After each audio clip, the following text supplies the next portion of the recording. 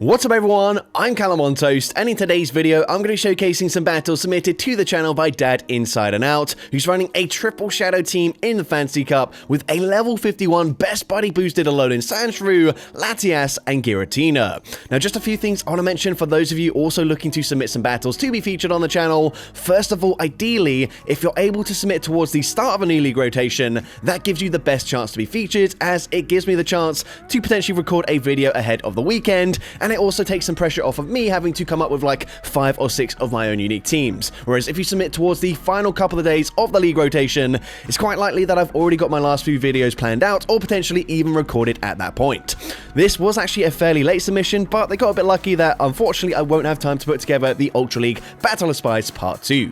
Also, this seems so simple, but please just make sure you fill out the form correctly, select the correct league, and actually tell me what Pokemon you are running. So many people when asked what team you're running give some vague statement like unusual Pokemon with spicy moveset or triple spice team. Like, bro, tell me what Pokemon you're using so I can actually get excited to watch your battles. Now, sorry for the small rant, but you'll notice I don't really shoutcast other people's battles that much outside of the Battle of Spice, and it is partially due to the factors that I've just mentioned. But anyways, with that being said, let's just get into the question of the day. What has been your favorite limited meta over the past few seasons? Do you even have one? Let me know in the comment section down below, and with that being said, let's get into the battles now.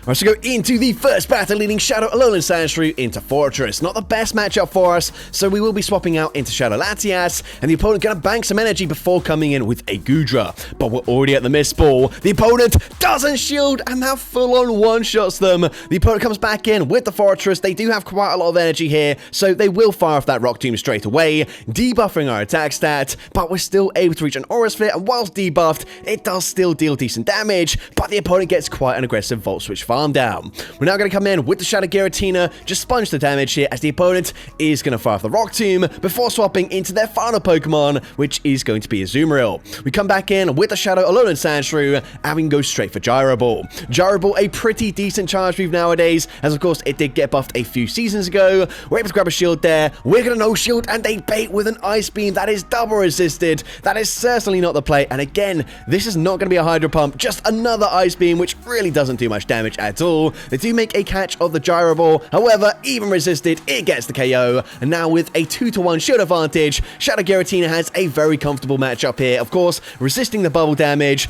they can go for Ice Beams, but we will be able to both shield both of them, and we can now just commit to a full Shadow Claw farm down. They fire off the first Ice Beam. We are actually not going to commit to a full farm down, instead, just going to fire off the Shadow Sneak. Hopefully the opponent is going to recognize there's not much they can do, so they allow the move to go through, and we're able to take that game.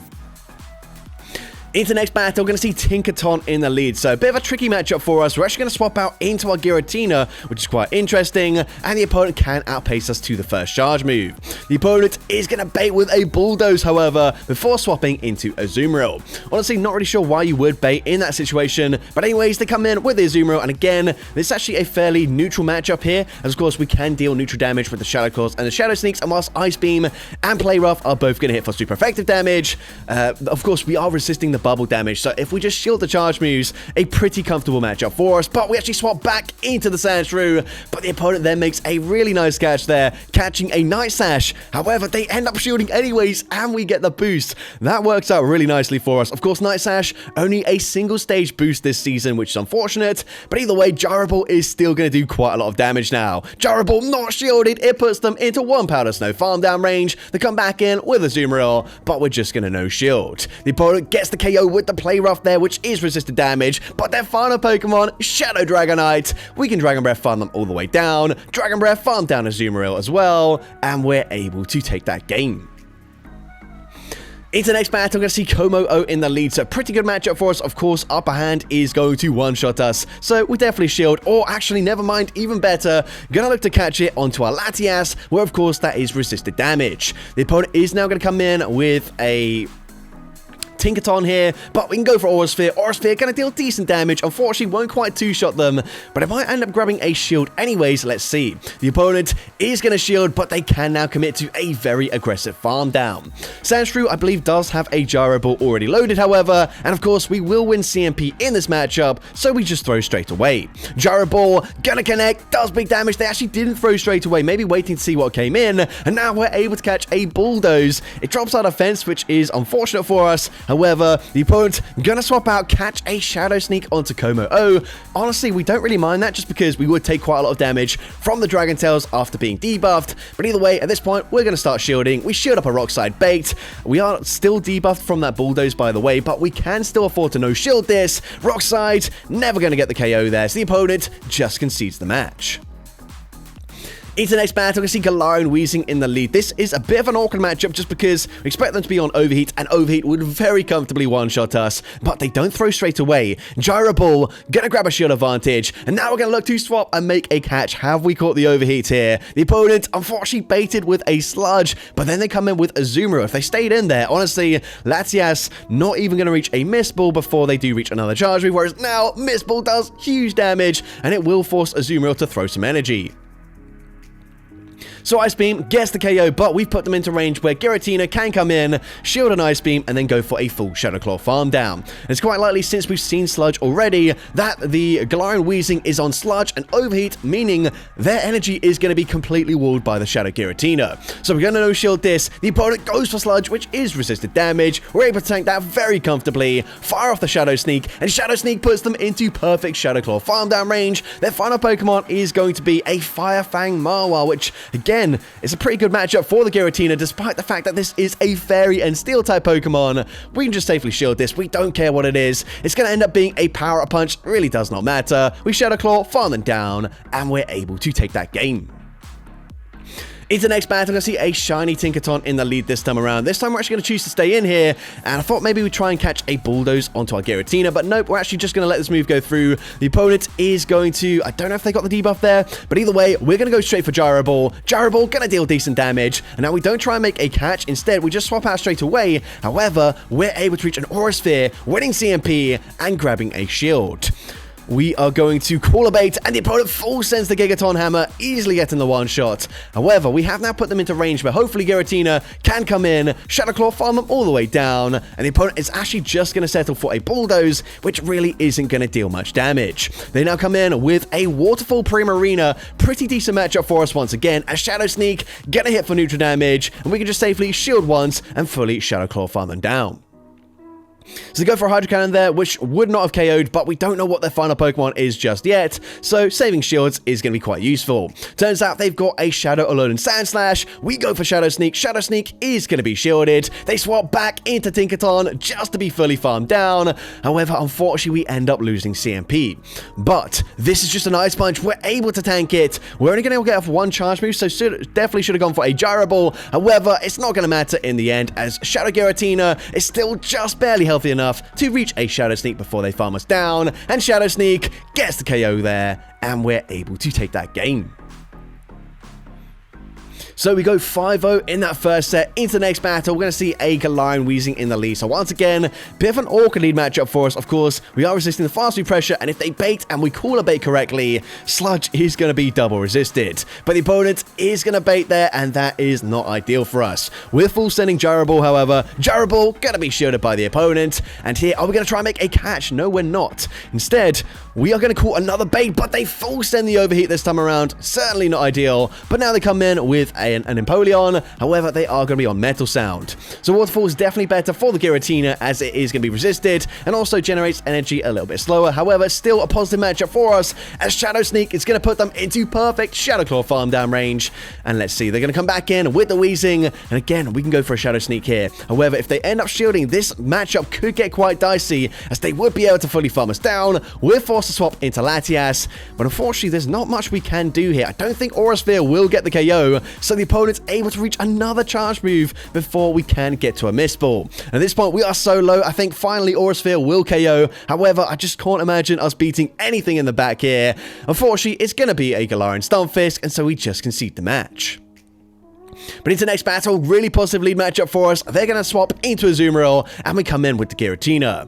Now, on even health here, we can actually no-shield even a Play Rough and live this quite comfortably, and they're never going to be able to bubble farm us down, or at least not before having to double shield up against these Shadow Sneaks. First Shadow Sneak is going to connect, and we can still outpace them to the next charge move, so we will throw Shadow Sneak number 2 as soon as we get there. Shadow Sneak is going to be no-shielded, and it gets the KO. So we're able to maintain alignment here. However, we're going to swap out straight away. I'm not so sure about that. However, I guess they will have ground type coverage on the Flygon, which is going to be quite dangerous into our Sandshrew. Whereas now, if we try and commit to a farm down, oh, that's the worst case scenario. We don't even commit to the farm down. Instead, we end up throwing on CMP and losing CMP. Definitely not the right play there, but can we come back from this? Their final Pokemon is going to be a Waterfall Empoleon, so one of the better things that we could see here. However, we go for Aura Sphere. Aura Sphere gonna be shielded. We swap, we catch the move onto our Sandshrew, where presumably it's gonna be a Drill Peck, which is resisted damage. However, of course, the opponent should be knowing they don't need to shield a Night Slash. They need to save a shield for a potential Aura Sphere. The opponent lets that go through, but we're able to reach another Night Slash anyways, and this will now grab the final shield. We're fairly close to a move here, but we come in with the Giratina instead, force them to throw some energy. Drill Peck gets the KO, but we're able to outpace to another Aura Sphere before they farm us down, or get to another charge move of their own. We're able to get the KO, and we take that game. Into the next battle, horrible lead matchup for us. We're going to be swapping straight away into Shadow Latias, and the opponent's going to come in with a Primarina, but we've got Mist Ball. We don't even need Thunder for coverage here, as Mist Ball gonna get the one shot. They come in with a Waterfall Shadow Empoleon, and we are not done yet. We can go for another Aura Sphere here. Aura Sphere also not going to be shielded. Trainer, what are you doing? What are you saving your shields for? The opponent realizing they've absolutely messed up right there, and so they just allow the Dragon Breath farm down. Shadow Latias with a full 1v3 sweep there. Into next battle, we're going to see a Shadow Giratina in the lead. We're going straight for Night Slash, which is going to hit for super effective damage. However, they can tank that, and now they can reach a Shadow Sneak. Shadow Sneak is not going to get the KO, but it does get us very low there, so we're forced to swap out, get the Dragon Breath Snipe with the Shadow Latias, as the opponent comes in with a Fortress. We're going to go straight for Aura Sphere. Aura Sphere is going to be no-shielded. It does big damage, Shadow on Shadow. We can now shield as the opponent is going to go for a Sand Tomb bait, unfortunately. And here, at this point, we're actually going to double shield. I'm not so sure about that. We could have gone for an Aura Sphere, but instead, we double shield. We're still not going to be able to go for a full farm down, so we do end up throwing the energy anyways. So the opponent going to allow that to go through. Their final Pokemon is Empoleon, and Sandshrew just barely able to reach a last-second Night Slash, and that being no-shielded might actually just win us the game here and now. As now we can come in with the Shadow Giratina. We are dealing quite a lot of damage with the Shadow Claws here. The opponent will need 2 charge moves to get the KO, and even then, we should actually just barely live a second Drill Peck here. So the opponent is going to fire off the next one straight away. Drill Peck doesn't get the KO. We stay in, get off as much damage as possible. Dragon Breath, farm down Empoleon. They still had 2 shields, but no chance to use them, and we're able to take that game. Now into, I believe, the final battle of this video. Really positive lead matchup for us. We have to swap out very quickly there to avoid taking the Incinerate damage, but we're able to do so. Come in with the Latias, and we're able to grab a shield advantage. We're now going to match shields. The opponent is going to go for a Dragon Claw, which means we can now outpace them to the next charge route as well, and we will fire off a second Aura Sphere. Aura Sphere certainly going to get the KO from that range. The opponent is desperate for switch advantage, and we're actually going to give it to them as they go for Dragon Claw, and we just no shield. We're now going to come in with Giratina, but they randomly give up switch advantage again. Absolutely fine with us. Now here, I don't know if I would throw a Night Slash, just because Night Slash isn't going to get the KO, and they're going to get to a Flamethrower anyway, so I personally would have just committed to a massive Powder Snow farm down, but either way, we're still going to come out with a Night Slash loaded, so let's see what their final Pokemon is. They're going to come in with a Fortress. This is still fine with us, but of course, if we did commit to that Powder Snow farm down, we'd come out with so much loaded energy. Either way, the opponent is going to stay in. They're going to look to overfarm here, meaning we can go for another Night Slash. Night Slash is going to connect. The opponent still overfarming. We could have gone for a Night Slash again there, but they, of course, have decent energy, but we're just way too healthy.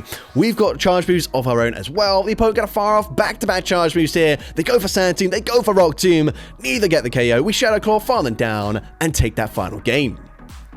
Going 4-1 in that second set. So that's going to be it for today's video. If you did enjoy it, please make sure you leave a like, leave a comment letting me know, and as well, don't forget to respond to the question of the day if you haven't done so already. And if you want to see more content like this in the future, make sure you hit that subscribe button and turn on post notifications. That way you'll be notified whenever I upload a new video.